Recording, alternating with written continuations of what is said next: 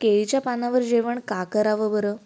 विशेषतः देवाला नैवेद्य दाखवायचा असेल किंवा ब्राह्मणांना जेवायला बोलवायचं असेल तर केळीच्या पानांमध्येच वाढले जाते. तसेच विशिष्ट धार्मिक कार्यक्रमात केळीच्या पानांना विशेष महत्त्व आहे.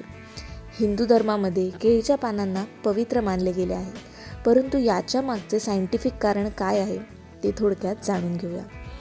केळीच्या पानात खाल्ल्याने त्वचेचे आरोग्य चांगले राहते, रोगप्रतिकारशक्ती वाढण्यास मदत होते, रक्त शुद्ध होते आणि रक्तदाब म्हणजेच ब्लड प्रेशर कंट्रोलमध्ये व्हायला मदत होते.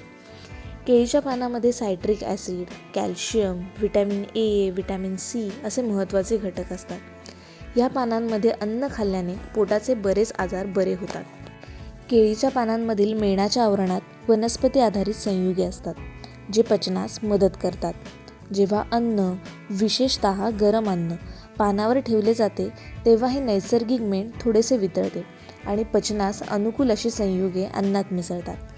हे पदार्थ पचन प्रक्रिया वाढवू शकतात, त्यामुळे आतड्यांची हालचाल सुरळीत होते. त्यामुळे जेव्हा कधीही केळीच्या पानात जेवण्याची संधी मिळाली तर ती अजिबात सोडू नका.